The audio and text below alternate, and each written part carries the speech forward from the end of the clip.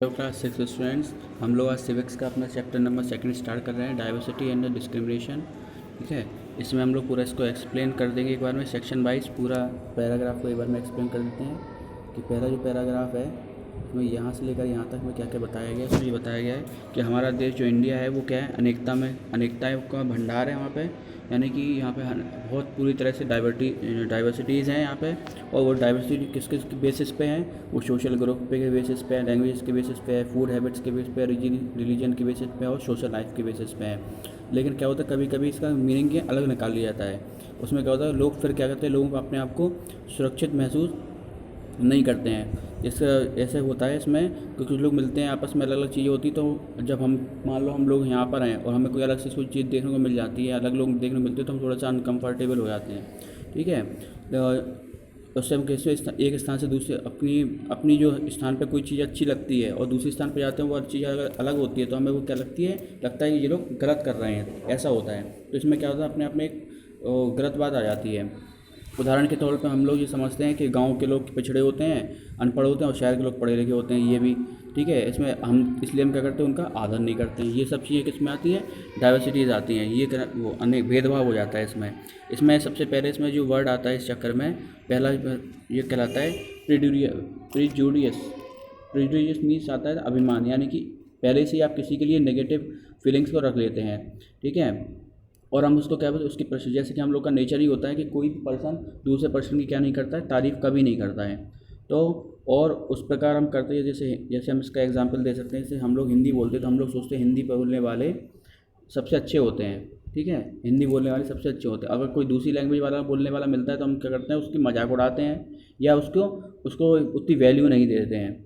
ठीक है, ये कहलाता है तुम्हारा, हमें गर्व करना, घमंड करना चीज़ का कि हम ही सबसे ज़्यादा बेस्ट हैं। इसके अलावा और भी चीज़ें हैं जिस वजह से हम लोग आपस में वो करते हैं, जैसे हम लोग स्किन कलर को लेकर, उनके खान पान को लेकर, ठीक है, उनकी भावना, धार्मिक भावनाओं को लेकर हम लोग एक दूसरे से को क्या करते हैं, कमेंट करते हैं या फिर पहले से इमेज बना के रखते हैं कि वो तो ख़राब हैं, हम लोग अच्छे हैं। तो ये सब चीज़ें क्या कहलाती हैं हमारी, अभिमान कहलाती हैं।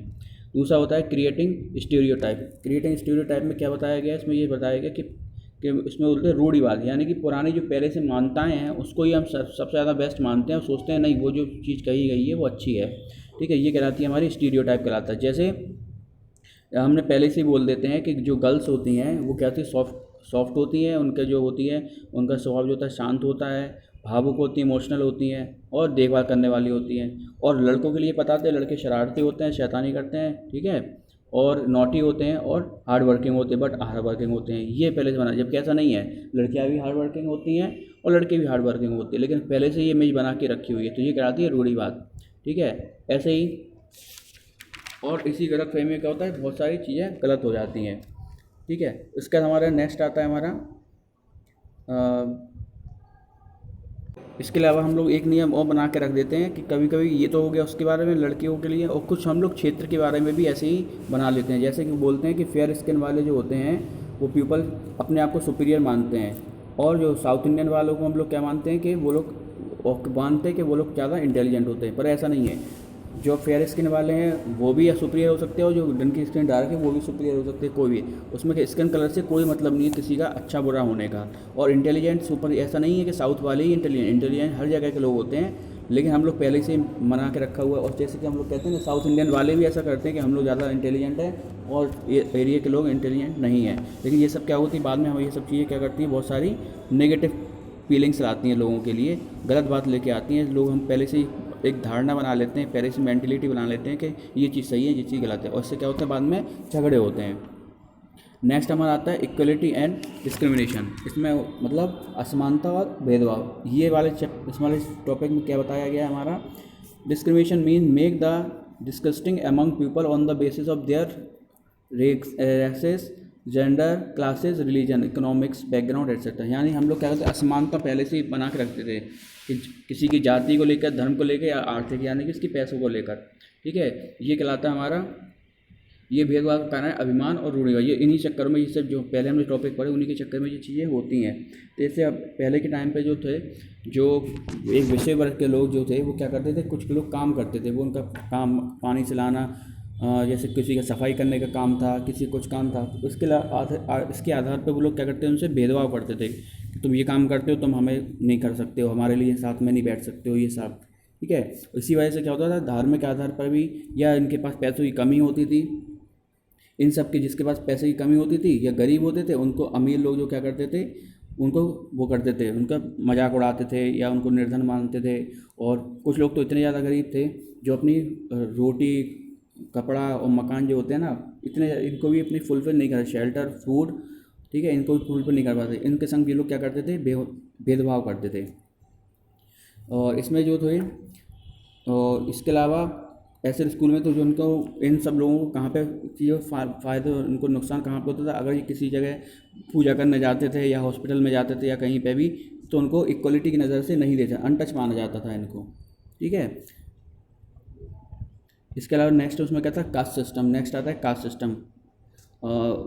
कास्ट सिस्टम में क्या था, जाति व्यवस्था। हमें पहले मालूम है कि जो पहले के टाइम पे जो बनाए ब्राह्मण, क्षत्रिय, वैश्य, शूद्र, जो कास्ट बनाई हुई थी, ठीक है, वो कास्ट किसकी बेसिस पे थी, उनके कार्य के बेसिस पे थी, जो लोग वो काम करते थे। लेकिन बाद में क्या हुआ कि जो लोग जैसे हेयर कटिंग वाले हुए, स्वीपर हुए, क्लीनर हुए, ये सब उनको काम बटे हुए थे। लेकिन बाद में इन लोगों को क्या किया गया, उनको कम समझाना लगा, उन्हें लगा कि आप लोग ये वाला काम करते हो तो आप लोग हमारे बराबर के नहीं हो। तो ये चीज़ पहली बात सामने आई। इससे क्या हुआ, इनको गलत माना जाने लगा, अछूत के माना लगा। और जबकि वेदों में ये सबसे पहले ये सिस्टम नज़र आता है, वो कहाँ पे एग्जिस्ट करता है, ये एग्जिस्ट करता है हमारा कास्ट सिस्टम। वैदिक जो पीरियड था उसमें ये चीज़ें डिफाइन की गई थी, लेकिन उसमें वो किसके हिसाब से डिफाइन की गई थी, कार्य के हिसाब से। जैसे ब्राह्मण, क्षत्रिय, वैश्य, शूद्र, ये तीन जातियाँ थी, वो सबसे बेस्ट मानी जाती थी। और शूद्र जो था उसको क्या माना था, उसका काम था सिर्फ लोगों का काम करना। और धीरे धीरे, लेकिन इस चक्कर में वो लोग गरीब रहने लगे और लोग ऊपर के जो अदर कास्ट थी उनको क्या, नीचे समझने लगी। ठीक है,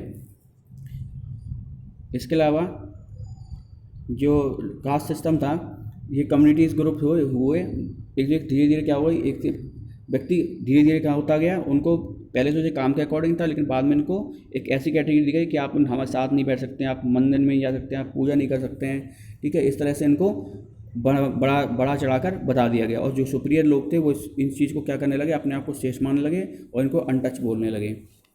ठीक है, इसके बाद बात करते हैं हम लोग ये diversity and the Indian constitution. अब ये बात करते हैं जो डाइवर्सिटीज़ थी और इंडियन कॉन्स्टिट्यूशन में, इसमें किस बात के लिए, कैसे इसमें इसको रोका गया।